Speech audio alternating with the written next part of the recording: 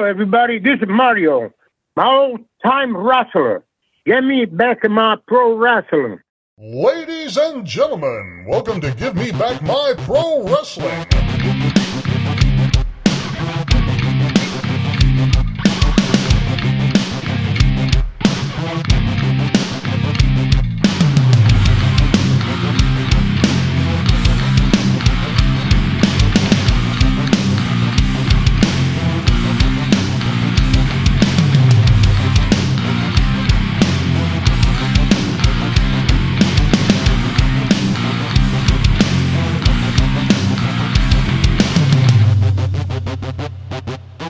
For those who don't know, now you know, baby. This is Hot Rod Biggs, Jared, Jimmy Street. We're going to take them to the limit one more time, baby, right here on Give Me Back My Pro Wrestling. Ladies and gentlemen, welcome one more time to the Give Me Back My Pro Wrestling podcast, and it is me, your host, Jimmy Street, here as always. Hope you guys are having an awesome day. Thank you so much for dropping by. We've got a really cool one today. Today we have, it's Mario. Anyway, today that is true. We do have the one and only Pro Wrestling Super Mario. I was a guest recently on his show, The Tennessee Turnbuckle, which you can find on knoxcm.org, or past shows are available on the Internet Archive under the Tennessee Turnbuckle. That was a lot of fun. Got to, talk a little bit about the show and talk to him and tell the world that Super Mario is going to be on this episode. So can't wait to get to him. But before we do, we always have a few things to cover. One of the things to cover is last episode, we had the one and only Firebreaker Chip, Curtis Thompson, in his first podcast interview ever to talk about his first signing ever with Captain's Corner in a happy hour virtual signing on the Captain's Corner Facebook. And that is this Saturday, June 13th. And it's also going to include former guest of the show and Curtis's longtime tag team partner, Todd Champion of the Patriots. So y'all definitely don't miss that. Definitely check that out. It's going to be a great time. Nick always has some great questions lined up, and get your autograph of the Patriots. It's going to be a blast. So I know I've already got my order in. Y'all need to get your order in. So anyway, thanks again, Nick, for making that show happen. And that is all I have for the open today, y'all. So we'll be right back with the one and only Super Mario on Give Me Back My Pro Wrestling after these messages. Are you a pro wrestling fan? Well, stop by Captain's Corner, where you can get autographed photos, cards, magazines, and figures from all of your favorite wrestling superstars of the past, present, and future. You'll also be able to participate in live signings in the weeks and months to come. Make sure to stop by Captain's Corner on Facebook and give us a holler. Remember, cheers to the working man. All right, we are back with a very special guest today on Give Me Back My Pro Wrestling. Ladies and gentlemen, today we have the one and only Super Mario on the show. Mario, how are you, sir? Hello, everybody. I'm okay. How about yourself? Man, can't complain. I'm excited to have you on today, brother. Yeah, I'm glad to be here and talk to you about the wrestling, which is one of my old glory, and and I want to keep it away, old glory. Yes. The old-time wrestling, I love it there. I still love it them. Yeah. Yeah, the best I ever saw. And that's why we call this show Give Me Back My Pro Wrestling. You know what I mean? Yeah, and these are the best I've ever been. Yeah. No anymore like it before. Right. Amen to that. Well, I tell you what, let's go ahead and get it started here. So we always got to start at the start. So Mario, who trained you? Who got you in the business? Well, I was in Italy, and I know a little Greco-Roman freestyle wrestler. Also was a grappler. You see, I live in Rome. Rome was a big city, and we call zone. You live in different zones. They got a name in Rome.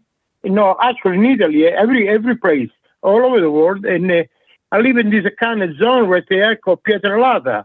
And we take care of, more or less, we take care of the neighbors. So we know all the neighbors. They know us, It was like more or less like a gang. We take care of you. It was like a vigilante. And we learned how to fight. We learned how to do. Jimmy Valiant, people insinuated Jimmy Valiant trained me. No, Jimmy Valiant never, ever trained me. No him, no Italian Stallion, no George South. I'm very, very natural. And I train myself.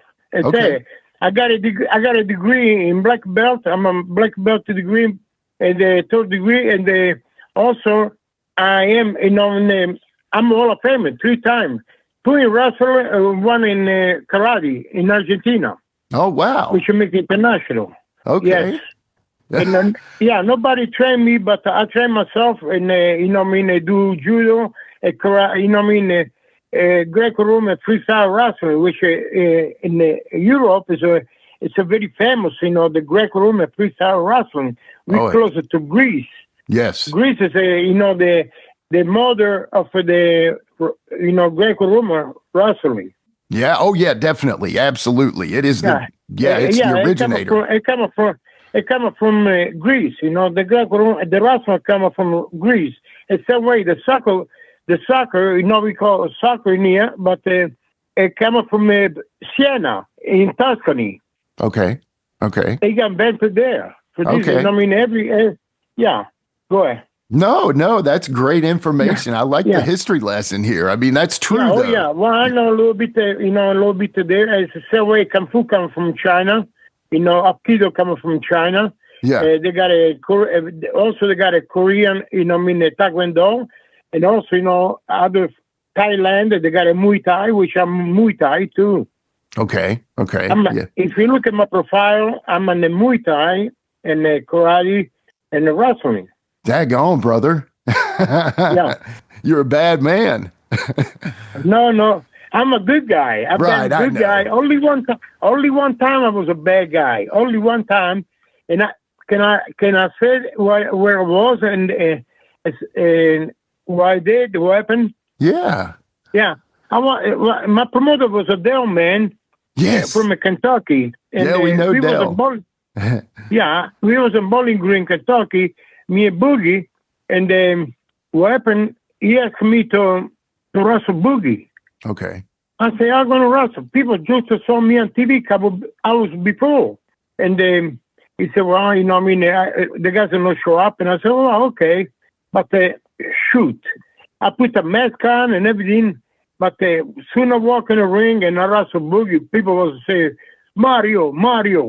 And I wasn't speaking Spanish, And I say, cállate, yo soy Mexicanos.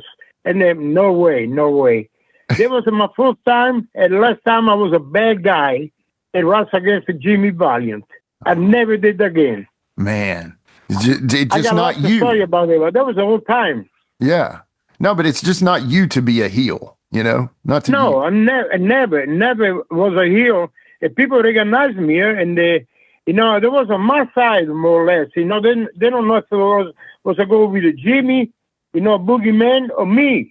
Right. I had people like in between, they surprised. I was a heel. Okay. They surprised I was a heel. Yeah, it's definitely surprising. Yeah, but that was with Dale Man. Dale Man. He had a limousine, and I was in Bowling Green, Kentucky. Okay. Actually, it was down near Fort Knox. Okay. And so we wrestled Fort Knox. Yeah, Boogie's going to be there. Yeah. No, like I said, we had a lot of bench from me and Boogie. In fact, he got his autobiography.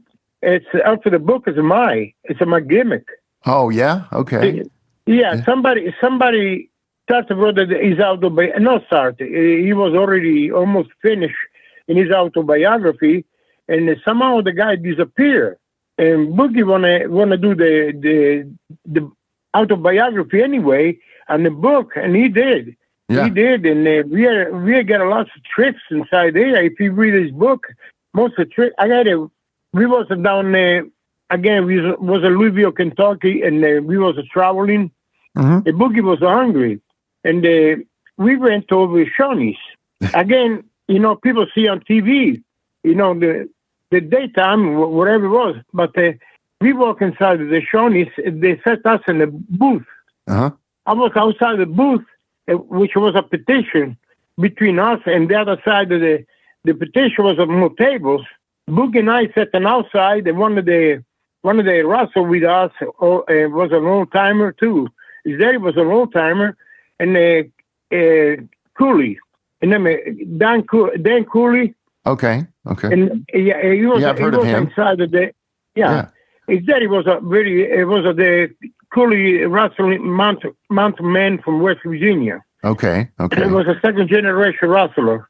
Danny, I call him Danny. And Danny, we create a gimmick. You travel together. You create a gimmick. One of the gimmick we created, the guy said burp. Okay. Mm-hmm. Danny Cooley burp. Well, we look at him and we say happy birthday. We both as a joke. Well, somehow on the other side of the petition was a waitress pick it up. Get the order from 6-7 people. Uh-huh. Everything went good. We eat a meal and everything else. At a certain point, the Boogie looked out. My back was towards the kitchen. Uh-huh. The Boogie was facing the kitchen. And he looked at me and said, "Hey, Soups, look behind you, brother." I said, "What are you talking about, Boogie?" He said, "Hey, brother, look behind you. You don't believe it. What happened?" I said, "What?" I turned around, and there was a guy, where he had a half-page cake with the candles lit, and the father waitress behind him. And he was walking, and I was paying attention, not too much. Uh-huh. And I said to myself, "Mom, somebody must have a birthday." No way. He passed us. The girls made a half moon circle. He came up to our table and he put that much of some cake on top of the table with the candle lit, and he started to sing happy birthday. All the girls, everybody sang happy birthday. And they gave us a cake. Well, we had the cake, and we did it like 3-4 more times, and in different restaurants, not to steal the cake, not to do them, but to prove it could be done. Right. People gave us cake 4 or 5 times. I don't remember many times, but I know it was 3, 4, 5 times. And we got a cake every time with the candles. People was singing happy birthday. And me and Boogie was saying happy birthday to you because he burped. And also, we did in our restaurant. I got people at our restaurant. And can I say the restaurant? Yeah. Yeah. We do have an Italian restaurant in Middle Beach. My family around the restaurant, okay? Okay. And I had people come out there. The friend of mine, and I told them, I say, it's this guy's birthday. You know what? We had an accordion player come on the table, play the song, on the accordion, sing happy birthday and everything. And they gave people cake. And sing happy birthday. Yeah. Sometimes all customer, everybody in the restaurant, they sing happy birthday. But it was a birthday. We did it there many times, and in our restaurant, my family restaurant.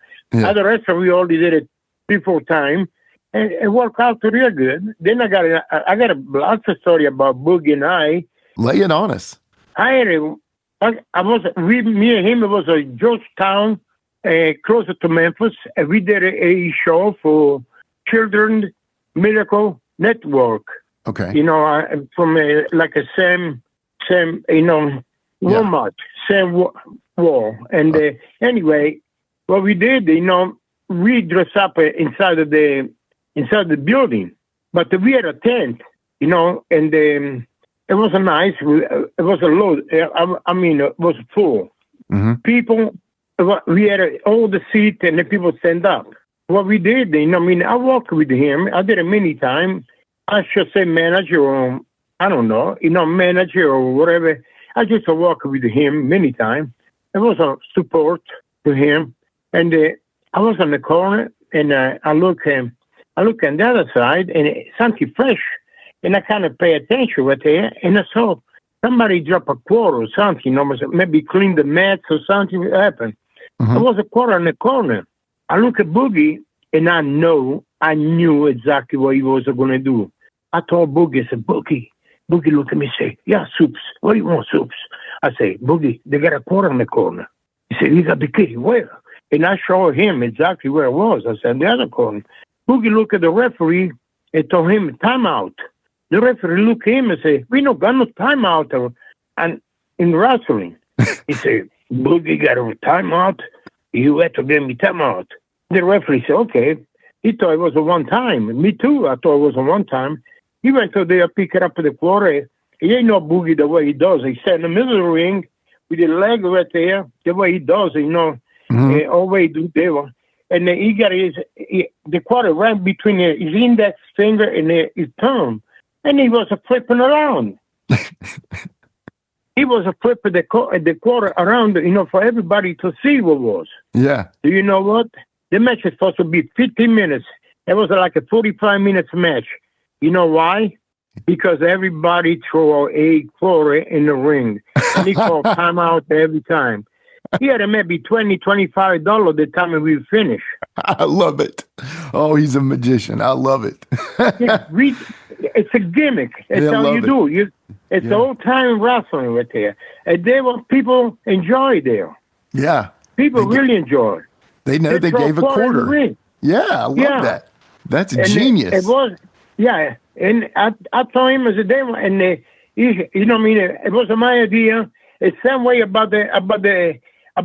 He used to sell what's that name? A little record. You remember a little record? Yes. He had it. Well, Boogie. Now he got a CD right there, whatever you want to call it about that. Back then he had a record, and yes, I gave him he always carried like a case, and he put the 2 or 3 on top of the. No, he put the bunch right there on top of the table. Every time we had a autograph session in Walmart or any other place.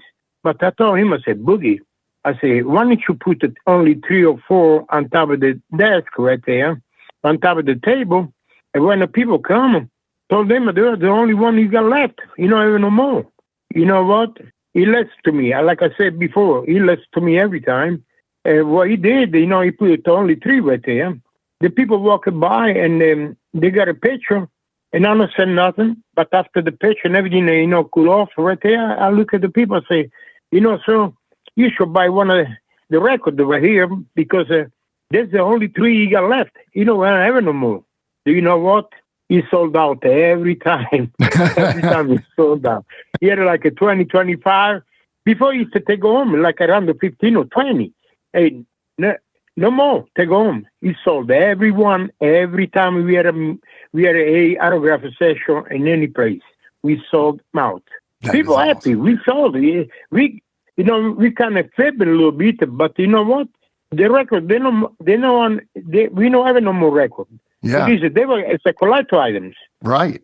I'd love to have one, so. Yeah, well, he don't got no more. He got the CD now. It's different.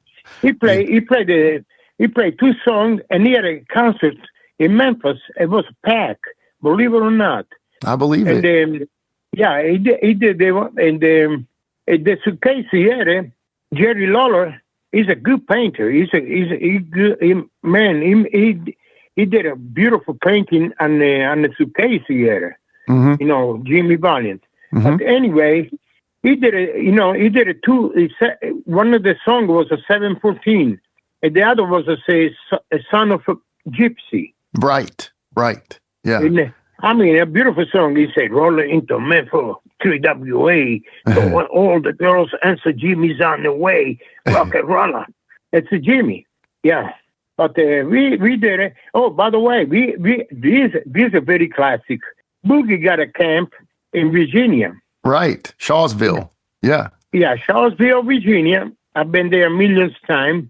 Because I'm from Lebanon, Virginia. I told you that before anyway, keep going. Sorry. Yeah. But Jimmy had a Boogie Wrestling Camp, a BWC, and which was, I'm a Hall of Fame over there, okay? Yeah. I'm a Hall of Fame on Boogie's Camp, which is it's more than, to me, it's more than a regular federation. Boogie is Hall of Fame, and he also got he's the highest, the most wrestling he wrestled in many years. Oh, he yeah. He wrestled 60 years. Yeah. 60 plus years. Wow. And anyway, he got the moon house, or we call them a bathroom outside. Mm-hmm. We call Outhouse. moon house, right? Outhouse. Outhouse. Yeah. Yeah. Thank you for correct. Well, Yeah. now I'm 5'2", okay, and I need to go to the bathroom, and I kind of, I go tiptoe, and I go to the bathroom over there, number one. But when I walk out, I told Boogie one day, I said, Boogie, I say, you know what? I say, I'm 5'2". I say, I can go to the bathroom, but sometimes I got a hard time. I to hold myself on the wall to go to the bathroom. That way I know wet, the wood, the stand. Right. Yeah. He said, okay, brother, I'll take care of you. That's okay. Well, the next time I went to back over there, he looked at me and said, hey, Soups, come here. I'm going to show you something. That's okay. We went to the house. He opened up the door, and he pointed down the bottom in front of the toilet, right there where you want to call a toilet. He said, look at there. He put down a stool over there. It's called Soup's Stoop. That's awesome. He called after my name. He called Soup's Stoop. Yeah. Do you believe it? Also, this is an autobiography. Yeah. We did all kinds of stuff for me and Boogie. I did it with other people too, and we really enjoy. I enjoy with the Boogie all my life. 25 years together, and we been a long time. Everybody think he trained me, but he never did. He never ever did. Yeah. I never complain about. I never complain. You're the very first guy I told podcast. I told he never trained me. He never did train me. Okay. You're the only one know now the truth, because other people think, other federations think, he trained me, but he never did. Okay. I was a natural. Yeah. I was a natural. In Italy. I was a semi-pro soccer player. I play in college, and I play with more or less I got a college in Italy. Sure. They know the fire they were, but I played soccer against the Air Force, Navy, and as I said, different minor league, but we got a series A, B, and C. Mm-hmm. I was in C, and then it became an amateur. You know what I mean? But I was there. I was on top. But when I come in here, we know every soccer when I come in here. For this, I relay on because I saw the first time I saw a fight. I thought, okay, that was my job, and that was back in 1972 when I come from Italy. Okay. It was a long time ago. Yeah. And with this, I saw the wrestling right there, and I love it right away. I got infatuated, and I learned it real quick. I used to know the movie. Like a Greco-Roman, you could do like a judo more or less. And Sure. I learned, how to do the move. I did a power slam. I did a drop kick. You can see my drop kick on YouTube. YouTube. I've seen you it. See my drop kick? Of course, it's a great one. Yeah. And the guy was a Star Wars, one of the Star Wars, and I wrestled him. He had a hood and everything, and I gave it one. I was thinking about I gave a belly bump, and I shoot him to give another belly bump, but I changed my mind. I changed my mind in between. I toss him when he come back. I drop kick him, and I got him good. Around the jaw. Yeah. He passed out. Oh wow. He passed out, and I knew. Soon I kneel down.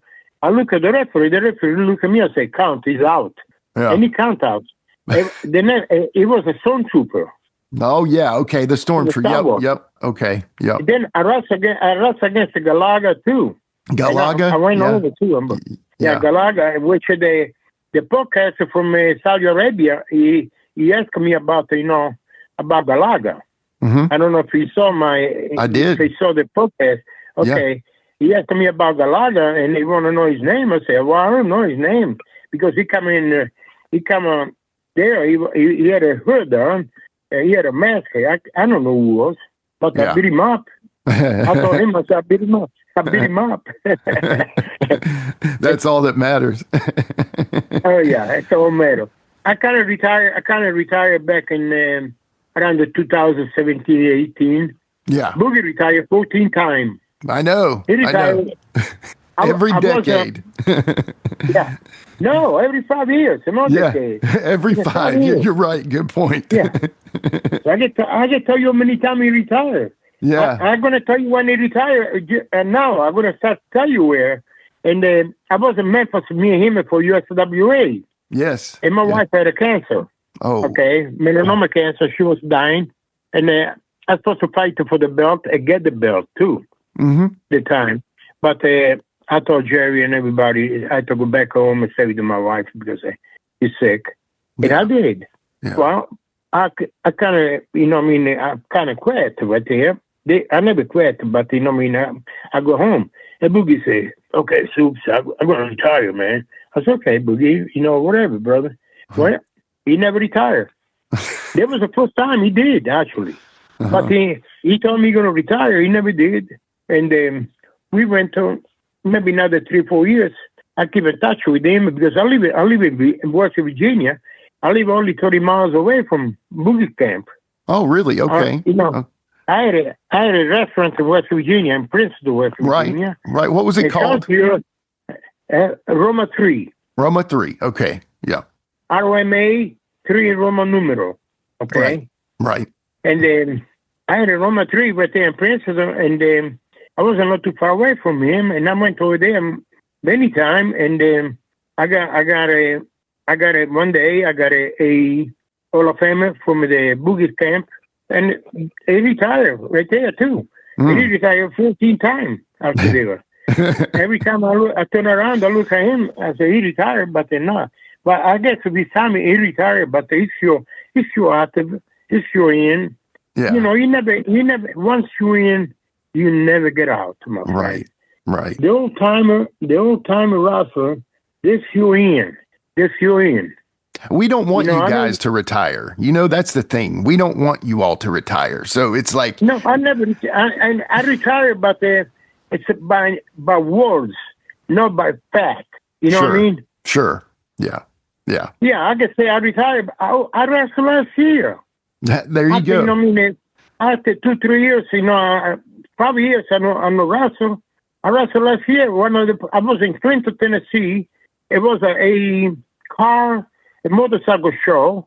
But you know who was there? And I signed an autograph right beside him. Dog the Buddy Hunter. Oh, wow. And his son Leland was there, and the daughter was there, signed autograph, and I was signed autograph too. There you go. But at a certain point, the promoter come out there. He come up to me. He say, "Hey, Sue," I say, "I want you to wrestle tonight to one of my wrestlers you can make him." I said, "Okay." Well, I wrestled a Japanese guy. He was a Japanese. He had a funny shoes, sandals. The funny sandals. He go on the second after the index finger. The Japanese sandal made by wood. Mm-hmm. Well, I wrestled him. He was kind of, to me, was a geek. He had a flag, and I improvised. I had a flag. I put the flag. I don't have my pants, my shirt, but I had everything else. I walk around the ring, with the kids, and all the way they follow me, and I had to tell them, go back outside. And they did. I signed a ring. I wrestled in the ring and everything. I wrestled him, and I beat him up again. Belly bump. I get a belly bump, and I know he can't get up. And I put my finger on his belly, and I told the referee count. On my way out, I took his flag, I took his belt. He had a belt, too, by the way. I took his Japanese belt. I took it with me. I took everything with me. and people was cheering me up. See, it's a gimmick. The old-time gimmick, it was awesome. People can never comprehend exactly that, but they know it was real. Right. It was real. Right. When I take the belt, I take everything, I get a belly bump. See, I got 2 signature moves. Actually, I got 3. And I thought the last one, I had to show somebody because I wanted to be, the Frankenstein, right? Mm-hmm. Yeah. Well, mine is a reverse, not from the front, but from the back. Okay. There was my toward the signature move. But I got a belly bump as my signature move, and I did a pizza splash in the USWA too. Right. Yeah, I remember that. See, Yeah. I did both right there, and I think it was on the Crow. It was on TV, by the way. It was on TV, and I think it was on the Crow, and I did the pizza splash on him. Mm-hmm. And anyway, see, you develop things right there. If you like wrestling, you develop move. You develop, this there. And I teach a lot of boys how to speak Carney. Oh yeah, I speak Carney. All my family, my kids speak Carney. Wow. My family's in the wrestling business. My son-in-law is a juicer. Oh yeah, I know. I got to meet him. Yeah. Put him over. Juicer is my son-in-law, and he wrestles also as a Skiddo Godwinn, the Godwinn brother. Right. Well, he was his nephew. Mark Canterbury. He's a great guy. Yeah. Hog. Right. Do you know the initials Hog? Yeah. Do you know his father? Do you know his father's name? Phineas, Pig. Right. Yeah, Pig. Phineas Godwinn. Right. Hog and Pig. Phineas Godwinn. Yeah, it's a gimmick. That was a good gimmick. He's a great gimmick. Good name. Yeah. Great game. And then I just saw him today, and somebody said, no, he sent it to me a video, and I think it was a Guerrero. It was a tech team, and they went over, but it's a great wrestler. Mm-hmm. I started him in a business. I started him in a business. Oh wow! Do you know what that? Yeah, I started. He come to my restaurant in Princeton. He's from not too far away. He's from Peterstown. Right. Yeah. And he came to the restaurant, and I was in my office. He knocked on the door, and I said, "Come in." When I saw he come in, he had to duck it down his head because his head was touching the door, the top of the door. And he kind of, he had maybe a couple inches, before he really actually touched the door. But because his height, he must have done it every time to any place because he's so tall. It's a 6'10". Mm. Anyway, he come in. I say, can I help you? He said, well, I'm looking for a job. I'm looking if I can talk to you. And I said to myself, shoot, I start everybody as a dishwasher. I said, man, he's too tall to be a dishwasher. and right away, with my mind, working different way. My mind working different way, trust me, okay? Mm-hmm. And I said right away, what kind of job are you looking for? And I knew he was going to be a wrestler. He said, well, I want to be a wrestler. And I introduced it to PWF. The time I was in PWF with George South and Italian Stallion. Mm-hmm. And Italian Stallion, by the way, he's very sick. He got a... Oh, I hate to hear that. He fell off from a second floor building from the roof, and he hit it in his head. He's a stage 5. He got a stage 5. No, all time, but he got a... If I remember, I will tell you. But anyway, he's very sick. I hate to hear that. And I just want everybody to know he's very sick. He fell off from a... Say a prayer for the stallion. Yeah. He was an insurance company because one of the roof got damaged. He's supposed to go over there, and he's fat. And somehow, I think he hit one of the tire or one of the whatever was like a little wet or something. He fell off. Anyway, go back. I took Hog and for with the PWF, and I teach him how to speak Carney.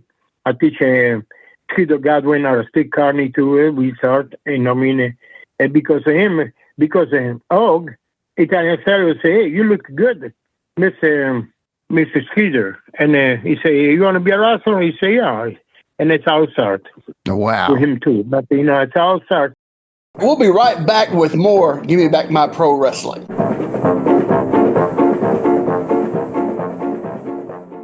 Boogie's Wrestling Camp in Charlottesville, Virginia.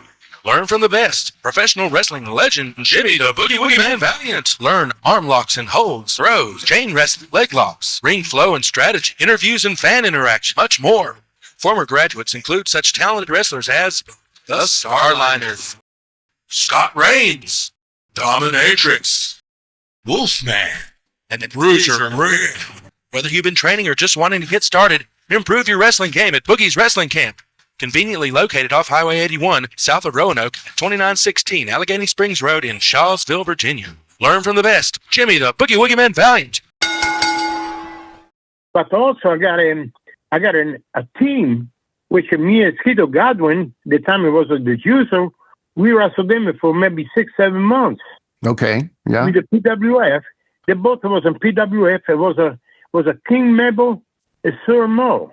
Right. Men on a Mission, or Harlem Nights at that time. Yeah, Men on a Mission was the Harlem Night when they started business with us, with the PWF.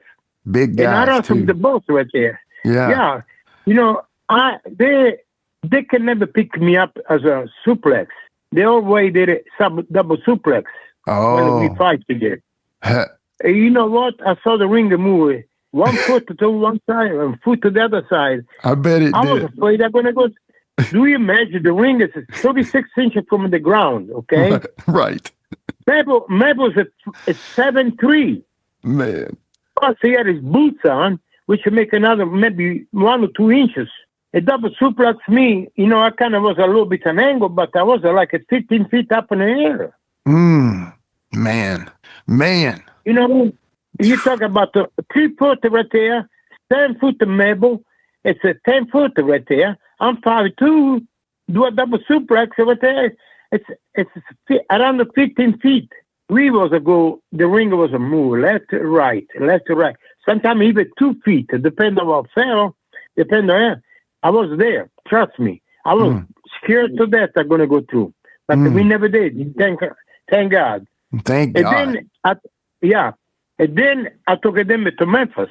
I took both Mabel, Nelson and Bobby.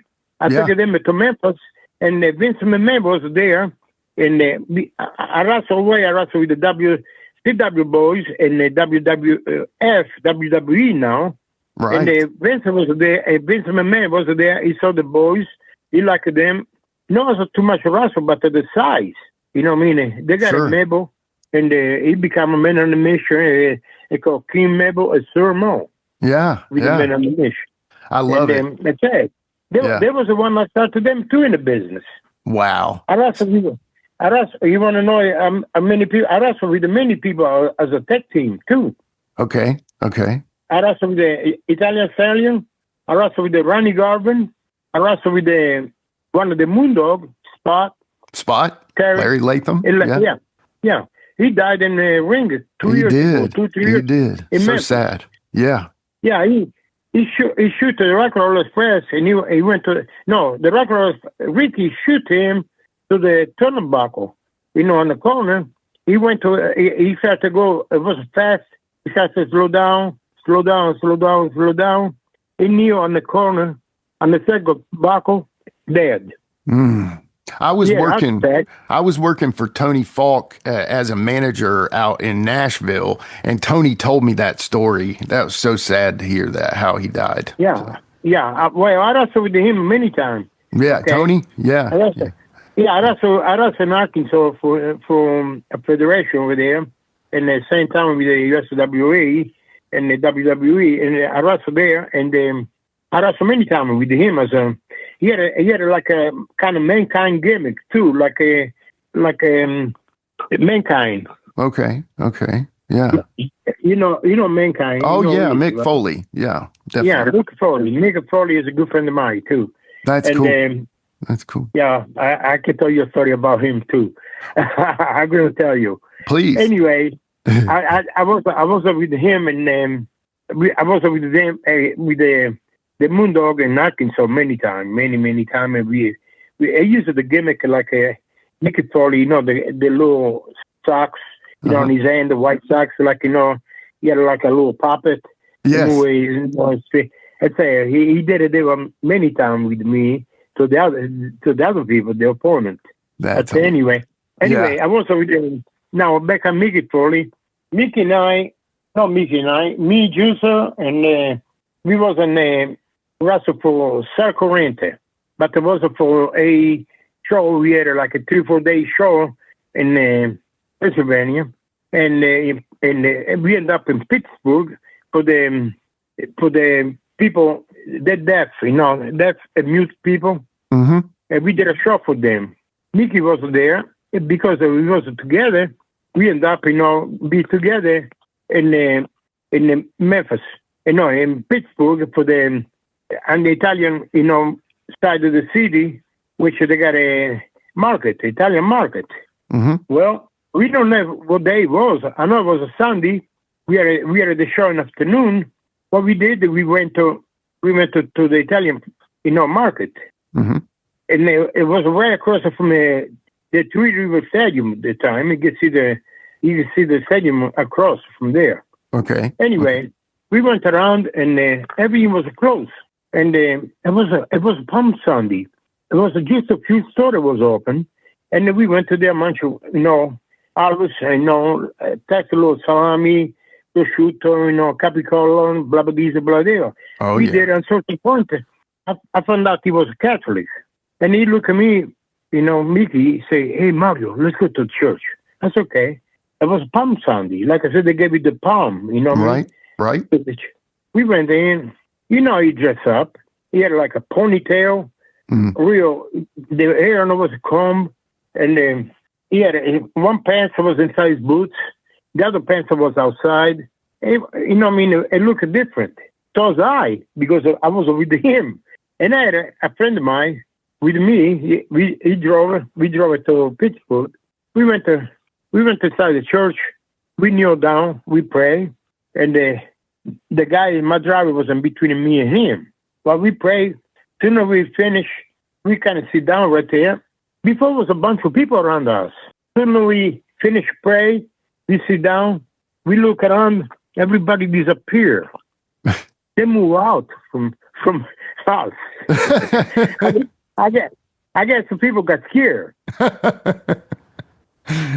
It's funny. Yeah. You scared them all. Everybody move out. Yeah. Maybe because the way he was addressed, the way I was addressed too. I'm shoot. I got to worship God. You could go anything. Go naked. But if you kind of dress up, if you are poor, got no clothes, I'm sorry. Right. I worship God anyway. Right. Exactly. But I guess the people got scared or something about us. They move away from us. They move away. Yeah. And yeah. it surprised me, but it's a life. You learn things, Right. about life, all the time. Yeah. Now I got another gimmick. Boogie was a go with this bunch of guys, and I want to say these two before I forget about. Please. I got a good friend of mine. He's a promoter.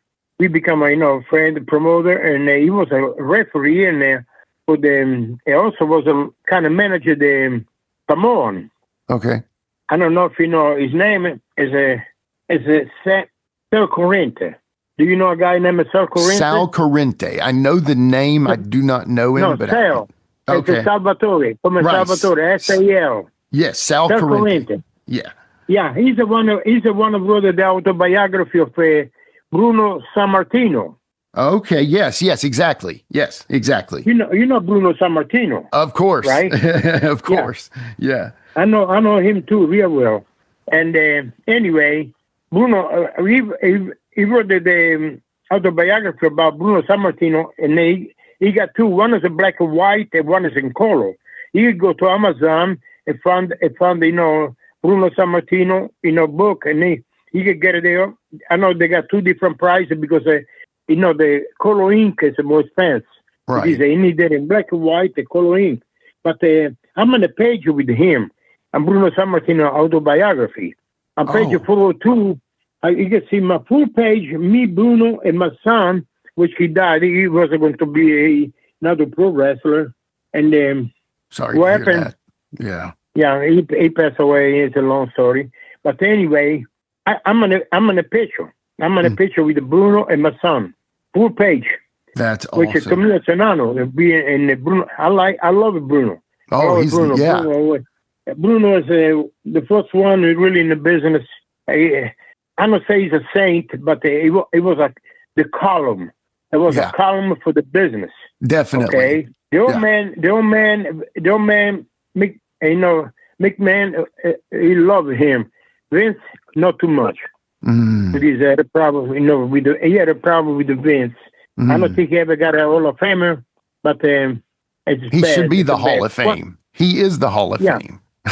Okay. Well, I guess I forget about my mind in the world. No, I'm just saying he should be the Hall of Fame. You know what I mean? It should be called the Bruno Sammartino Hall of Fame. You know what I mean? Yeah, he never been. I wrestled with the old timer too. Dominic Danucci out of Pittsburgh. I wrestled with a bunch of people. I mean, back then, I had I forgot the one he portrayed Super Mario in the film. And the movie, what's the name? Captain Lou. He's a wrestler. Yeah, Captain Lou. Captain Lou. You know what happened to? I'm going to tell you a story about Captain Lou. Please. Captain Lou went to a bar with a bunch of boys after the match. He went to there and he sat on the table and he walked to the counter. He saw two guys over there and they both had a drink. He picked it up and wanted a drink, and then boom, he got up all the way. Both guys look at him real funny. And he don't say nothing. He got the second glass. He got for the one too. He drank 2 glasses from 2 different guys he never met. The guys both guys look at him and say, you know what? It's very bad. He take a drink. He look at them and say, do you guys ever try to be, a smart aleck? I say, forget about it. And he walk away. He walk away. Well, hey, since we're talking about that, let's talk about Super Mario. When did you get that gimmick? When did that start? Well, the Super Mario started because I had a cousin in Italy. His name is Mario Martino. Okay. And he was involved in lift weight and also boxer. And he was a good boxer. In fact, he quit because every boxer opponent, he knocked them out. And he got scared, he said, I'm going to kill these people. And he quit. But he was a world champion he was like a 16 years old when he got the championship of lift weight. He lifted like a 900 pound in 3 lifts as a junior. Wow. And his brother was a senior champion too for lift weight, world champion. His name is Mario Martino. Okay. And when I come in here, you see, because I was involved, semi-pro and soccer and a little bit, karate, Muay Thai, etc., etc. And I want to change my name, and I want to use my name. And what they did, because of Mario, I said, I call myself Mario. And then because I'm a big guy, they call me Super Mario. Mm-hmm. It's all started back in 1974, actually. But when I really got recognized, it was in 1979. And then, Super Mario, the first movie he did it was a Donkey Kong. It was a Super Mario. Right. Then it became and the second movie became a Super Mario. Well, I bet Super Mario before Donkey Kong, which make me the original. In fact, if you see the other 2 podcasts, they're talking about me, the Super Mario before Super Mario Donkey Kong. Wow. Yeah. You saw the other... I did. I watched that. You sent that to me. Yes. Yeah. Yes. Yeah. Even the podcaster, he say, "Why you the original?" Yeah, they took it from you then. Yeah, and then they say also the podcaster, he say they got 3 Super Mario wrestling, but I was the first one too. Right. At the all 3, I was the first one as a wrestler as a Super Mario, and. Capio Urbano and the other guys was the number 2 and 3. Right. I was the number 1. Right. In the business. Did you know Lou at all? Yeah, I know Lou, and I was in Pittsburgh. I know Lou. I know John. Valiant. Jimmy Valiant. Yeah, I know John. I know everybody really in the wrestling business. Yeah. Back then. Now I don't know nobody. Yeah. I'm a nobody now anymore because... No, you're never a nobody. Come on. Yeah. Well, I say nobody because I don't know nobody because the new generation is a total different. Right. They don't got the most of the people don't got no lingo. Right. Because I was on a good show 2 weeks ago. I could tell everybody to go look at it. The show called New Generation Wrestling in here in Knox County, Tennessee, on 227 Depot Street, Knoxville, Tennessee. Okay. 227 Depot Street, West Depot Street, and it's beautiful. This guy, I don't know if it was me because they probably found out it was me because the people knew me. I got the people come and shake hands and say, hey, Mario, hey, this, they were, you podcast and everything. And even before, they know me from before. Mm-hmm. Anyway, they put the hell of the show. I recommend it to everybody. And if you get a chance, I invite you to come in here and I'll let you know when the show is. It's usually on Sunday afternoon. Okay. They did a 10 match, no intermission. Wow. No intermission. Wow. Let So me it's tell not you, a Bert Prentice show. Huh? It's not a Bert Prentice show then. No, Rest Bert in Prentice peace. too. I beat him up. I beat him up. I beat him in the ring. I need in to hear Memphis. this. Yeah, tell me. Me, South Coliseum. I challenged the Vampire Warrior. Right. You know who Vampire Warrior is? Gangrel? I call him Vampire Warrior because I wrestled for him for the heavyweight championship. Yes, sir. And Yeah. we was in Mid South Coliseum, but before I wrestled with before Mid South Coliseum, I had a gimmick done in the studio, on the TV studio. It was live. Right. And Bert Prentice, challenge me, come out there, run his mouth and everything, and I knock it down. And as soon as I knock it down, I had a Vampire Warrior run in, Brian Christopher, Dundee, Jerry Lawler. They both was on my side, but I end up with the Brian Christopher. That was my challenge to Vampire Warrior. Right. But the following week when we wrestled in Mid South Coliseum for the heavyweight championship, I was in my corner, and Bert Prentice come in my corner, and soon started on his mouth, and I beat him up. But we never got the count. He turned me away from my mind to the match for Vampire Warrior. So I turned him my back, and I had him in the corner, beat him up. Vampire Warrior come running. He gave me a headlock and knocked me out. 1, 2, 3. The referee counted. I think it was made that way, but I beat up Bert Prentice in the ring too. Did you give him the belly bump? No. The time no, because I don't have a chance. It used to happen, and the Vampire Warrior come 1, 2, 3. It's there. Okay, right? got it. Okay, gotcha. Yeah, It was a stiff job right away. Gangrel's a big boy too, isn't he? Vampire Warrior. Yeah. Yeah. No, he was maybe 5'8" to 5'9". Yeah. It was a Gangrel in WWE. Right. The Vampire. But Vampire Warrior with me in Memphis. Yeah. But the Gangrel in WWE. Yeah. Right. Yeah. So before we did this show, I was telling you about some of the podcast episodes that we've done, and we did a tribute at the beginning of the year to, like I said in the earlier part of the show, I'm from Lebanon, Virginia, and we did a tribute to our pride of Lebanon, Virginia, Hoot Gibson. Do you have anything about Hoot? I know Hoot real well. I wrestled with him in the same card many times, but he's gone or is he alive? He passed on last year. He passed. God, rest in peace, Hoot. Yeah, he was a great guy. I wrestled in the same card with him, and I got to know him. He was very humble. He was a great guy, and to get around. And it's life. Life is I got a problem too right now, and I hope to figure out today on August 8th. I got a colonoscopy. Oh wow! Okay. I don't know if I had a colonoscopy maybe a month and a half ago, and I had to do it again, and they hope for the best. But I feel positive. Okay. Sure. Like I say, I'm a mind reader. I can do things right there. I had from other people. I think I had in in the future, and I feel positive. I feel very, very positive about. I think they made a mistake, and it's my life had to go on. Right. No, Well, we're praying for you on that. Yeah.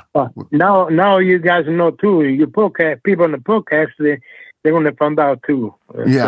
Yeah, we will be praying for you for sure, brother. Thank you. Sure. As we're getting to the end of the episode, and this has been incredible, we've got to have you back on again. Did you know Gypsy Joe at all? Oh my God. Yeah, Gypsy Joe really is the one that started the NWA. Yeah. Out of Summerfield, West Virginia. Okay. He's the one that started. When they're like a gypsy, really was a gypsy, federation. They went to in Summersville. It's where it started, NWA. Okay. He was one of the first one, and I ended up wrestling with him in his own town, and it was me, Jimmy Valiant, and Danny Cooley. Oh, right. Okay,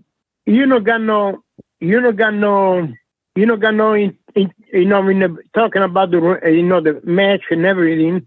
I end up in the ring with him, and at a certain point, he got me in the corner.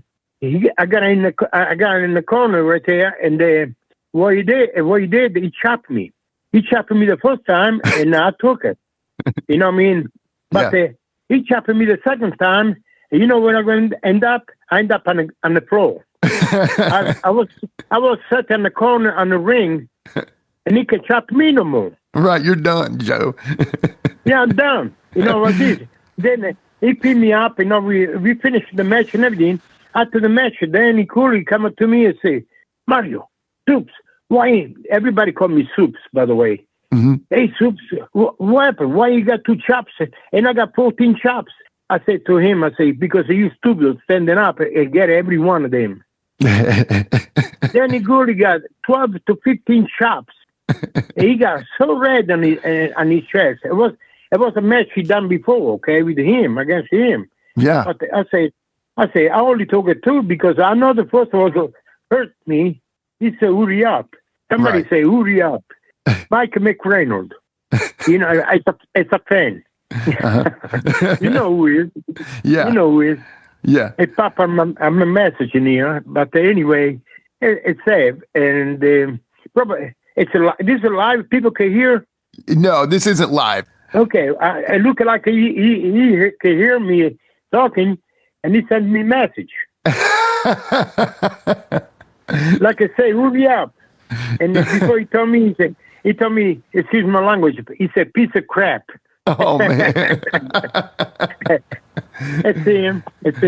Yeah. This is old-time gimmick. Yeah. This is old-time gimmick. The people, the things. He said they were because it's an old-timer. If it was a new-timer, new guy, he's never going to say they were because he don't know. No, never. Yeah. Well, okay. So tell us about your show with the Juicer that I just appeared on the other night. How can they watch your show? Where can they see it? And all that good stuff. Okay. My show is on 5 different cable TV stations, plus the channel 12 in here, local channel, and Knoxville, Tennessee. But you can see internationally. If you can get it on the TV, you can get it on the telephone or on the computer. Go to Knox, KNOXTM.org, O-R-G. Okay, perfect. You got it? Yes, sir, I do. Yeah. It's called Knox CM. It's a community television, community media. Okay. .org. Okay. Yeah, and the link for that is in the show notes right now, the description of the show. So y'all click on that and check out. You run it how many days a week? Oh, we run once a week. It's a Wednesday night. Wednesday night. We talk about I will talk about your show for next week. You're going to be next week, Thursday, right? Yes, sir. I'm gonna plug you up on Wednesday night when I'm on the show with my regular partner. His name is James Carson. He used to be a referee, and he used to be a sheriff in here, deputy sheriff. He retired with the rank of captain. Okay. But he done something. Somebody shot at him. It was like a shooting event, a real shoot event and he got shot in the right arm. Wow. Oh gosh. And he could see when he got a short sleeves, he could see his wound right there. And then he had to become a left hand, otherwise he can be police officer no more. Oh no. He become a left-handed police officer, but he was a referee all the show for the A&A banding company, or then he became a Terry Landell. Terry Landell, Buddy Landell. Oh right, yeah, you know I know Buddy. Terry. Yeah, I know Buddy real well too. I know like I say, we know everybody.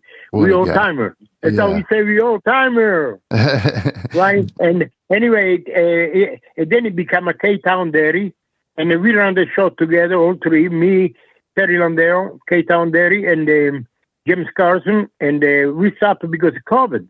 Okay. But after COVID, Terry Landell developed a cirrhosis of the liver, and he died on us. All right. And now we start again for this. But Wednesday night, I'm gonna mention you, and I'm gonna put the picture on the TV the way everybody can see. And like I said, people can see us on knoxcm.org. Perfect. You can see me with the telephone. If you have to work a telephone, just to click in for 2 minutes. You get, at least see the show 2 minutes, but you're gonna be there. All right. Telephone, TV. Oh, I'm sorry, computer. Perfect.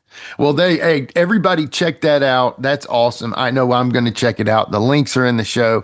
Super Mario, you're incredible, brother. You got to come back and do this again with us sometime, man. Thank you. I will do. I got lots of story. Anytime you want me to, let me know. I'm going to be here, and maybe get a kid of Godwinn too. Sounds great. Let's do it. I love it. Yeah, you let me know. You let me know if you want it again, when you want it, and I'm going to get a skill. We're going to be together, and all three, we can shoot how long you want to. Okay. Sounds great, brother. Thank you so much. You too, my friend. All right. That was the one and only Super Mario, y'all. We'll be right back to wrap things up after these messages on Give Me Back My Pro Wrestling. Hey, my name is Tammy Reynolds. I am the wife of Forsaken Rick Reynolds, that super cool guy that everybody knows and loves. And I represent West Side Sauces. I make sauces, I bottle them, I seal them, I sell them. I have a hot honey sauce, I have a sweet sauce, I have a hot sauce, I have a white sauce that's so yummy, you can use it on everything. They are absolutely amazing, and I'm so proud of them. We make them from scratch. So go on our website, westsidesauces.com, check out our products, read about our story, and go online and order you some of these yummy sauces. And Rick actually uses all of the sauces because he is a die-hard smoker and griller, and so he likes really good sauces and rubs, and I make them, so how convenient is that for him? Go on our website, westsidesauces.com, order you some samples, and I think you'll thoroughly enjoy them. Thank you guys. Be blessed.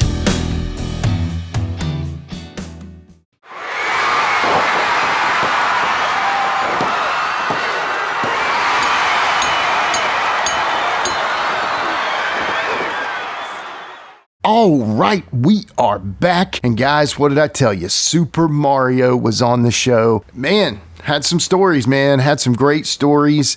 Hope y'all enjoyed that. Super Mario, definitely a cool guy. Definitely appreciate him dropping by and sharing his story with us. Hilarious stuff there. So thanks, Mario. And he's our first video game character on the show. So got to give him props for that. Guys, to continue on one more time, the main man Firebreaker Chip, Curtis Thompson, is going to be with Captain's Corner in a happy hour virtual signing on the Captain's Corner Facebook this Saturday, June 13th, with his longtime tag team partner and former guest of the show, Todd Champion. Don't miss that. Seriously, gonna be a great time. Check out Nick's channel on YouTube as well, Captain's Corner Tales. They show all their past signings, and it's just like a podcast. I mean, it's great stuff. So anyway, check that out. Go ahead and subscribe and follow. All right, guys, a couple more things. Our buddy Pastor Rick and his Gideon's Warriors Ministry. If you'd like them for your church, email Rick Reynolds at icw2009@hotmail.com. They tell wrestling stories and their testimonies. You can book them for your church today, so get on that. Contact Pastor Rick one more time at icw2009@hotmail.com. Check them out. Good guys. Continuing on, keep our buddy Ben Jordan in your prayers. Keep Quinton's wife Dana in your prayers, and keep my family in your prayers. We all greatly appreciate it. Thank you so much for that. Next episode, guys, it's time once more for This Month in Wrestling History, and that is episode 12, and Quinton's covering June. So y'all stay tuned for that. Quinton always puts out a good episode, and we greatly appreciate him for that. Also, if you want to find out all the news that is the news, go to @GMBMPW on Facebook, Instagram, YouTube, and X. Guys, thank you all so much for liking, sharing, following, subscribing, all that stuff. But most importantly, we just appreciate you for listening. All right, y'all, that's all I got for today. So, for the one and only Super Mario, this has been Gimme Back My Pro Wrestling, and we'll see y'all next time. Don't forget, Mario gets the victory. Mario, welcome. Glad to have you in the USWA. Glad to be in the USWA. I'm over here because I feel very strong. I eat a pizza, lots of pizza. I feel very good. I like it. Pizza helps take care of you there, huh? Real good, really good. I'm over here to fight the vampire warrior. I'm scared. He got an ugly wife. She doesn't scare me. And he got a big, fat manager. And I'm not scared of him at all. Bert Prentice. Yeah. Speaking of who watches stuff, here comes Prentice right here. Now, Bert, we're out here trying to interview Mario. Happy to be here, USW, you goof. Looks like you ate 128 too many pizzas. You're probably nothing but a delivery boy rather than a wrestler, punk. You're trash in trouble, and you might as well get out of here because you want to start running your mouth against the vampire warrior and me. You're asking for trouble, punk. Come over here, watch yourself. You're going to regret the way you say. I'm not going to regret nothing, punk. You're trash. Look like you eat the pizzas like I do. Look how big you are. Mike, you could moon Europe. Look how huge you are. Don't come out here and slam any of my wrestlers, punk. You better watch. I control the USWA. You don't know who you're talking to. You better watch the way you're talking. I better watch the way I'm talking. Yes, the way you talk. You think so, punk? Oh, no. One more time. No more. One more time. No, you won't scare me, punk. I'll have you run out of town on a rail. Mario wasn't taking anything off of Bert Prentice. Look out. Here comes the vampire warrior. Boy, he jumped right down on my... With a tear in my eye. This is the greatest moment in my life.